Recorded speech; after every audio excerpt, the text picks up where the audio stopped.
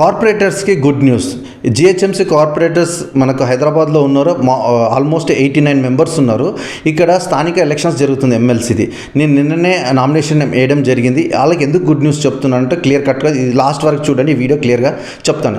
ఏమీ లేదు, ఎలక్షన్స్లో ఎప్పుడైనా కార్పొరేటర్స్ ఎమ్మెల్సీ ఇవన్నీ జనరల్గా ఏకగ్రీవం అవుతారు.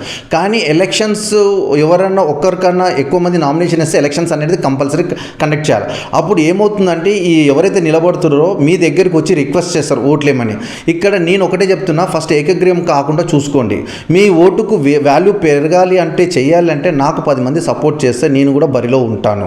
సో ఇక్కడ నేను ఇచ్చిన కమిట్మెంట్ ఏంటంటే గవర్నమెంట్ 6,000 కోట్లు ఖర్చు పెడుతున్నది, అందులో ఉద్యోగం గురించి మాట్లాడుతుంది, ఓన్లీ బిజినెస్ అంటుంది. ఇక్కడ నేనేమంటున్నా, ఎవరైతే నాకు సపోర్ట్ చేస్తారో ఎమ్మెల్సీ అయితే నేను 50,000 ఉద్యోగాలు క్రియేట్ చేస్తానంటున్నా, ఒక్క రూపాయికి తీసుకోకుండా. ఎందుకంటే సాఫ్ట్వేర్ ఫీల్డ్లో నాకు ఆల్రెడీ ఎక్స్పీరియన్స్ ఉంది, 20 ఇయర్స్ నుంచి జాబ్ చేస్తూ మీకు జాబ్స్ ఇప్పిస్తానంటున్నా. సో ఇక్కడ ఏంటంటే ఒక్కొక్క కార్పొరేటర్కి నేను కమిట్మెంట్ ఇచ్చేది 1000 ఉద్యోగాలు.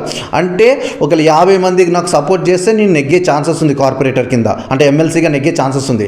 ఒక్కొక్క కార్పొరేటర్కి 1000 మంది స్టూడెంట్స్కి నేను ట్రైనింగ్ ఇచ్చి ప్లేస్మెంట్ ఇస్తాను. ఇలాంటి అవకాశం మళ్ళీ రాదు. రేపు మీ కార్పొరేషన్ నుంచి ఎవరైనా ఇంతమంది మీరు రిఫర్ చేశారనుకో, వాళ్ళకు చెప్తున్నా కదా 30,000 రూపాయలు విలువ గల ట్రైనింగ్స్ ఇచ్చి వాళ్ళకి ప్లేస్మెంట్ చేస్తారు. వాళ్ళు మీ పేరు లైఫ్ లాంగ్ గుర్తుంచుకుంటారు. సో దయచేసి ఈ వీడియో కంపల్సరీ చూడండి, ప్రతి ఒక్కరికి షేర్ చేయండి. ఫస్ట్ ఇనిషియల్గా నేను కార్పొరేటర్స్కే రీచ్ అవుతున్నా, మీ పర్సనల్గా వచ్చి కూడా మాట్లాడతాను.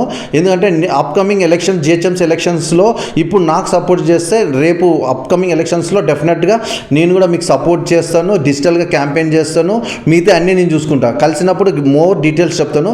ఎలక్షన్గా ఏకగ్రీవం కాకుండా చూడండి. కార్పొరేటర్స్ నాకు సపోర్ట్ చేస్తే తర్వాత యువతకి చెప్తున్నా కదా, ఒక్క రూపాయి ఖర్చు లేకుండా ఒక 50,000 మందికి ఉద్యోగాలు ఇద్దాం అనుకుంటున్నా. ఎంతమంది కార్పొరేటర్స్ నాకు సపోర్ట్ చేస్తారో అగ్రీ అవుతారో చూద్దాం. ఎందుకంటే చాలామంది ఏంటంటే ఎంతసేపు పార్టీల గురించే మాట్లాడుతున్నారు. మీకు కార్పొరేటర్గా ఓన్ డిసిషన్ ఒకరికి సంతకం పెట్టే డిసిషన్ ఉంటుందని నేను అనుకుంటున్నాను. మీరు ఓన్ డిసిషన్ తీసుకొని ఒక బ్రాడ్ స్టెప్ తీసుకుంటే యువతకు జాబ్ అనేది క్రియేట్ చేయడం కుదురుతుంది.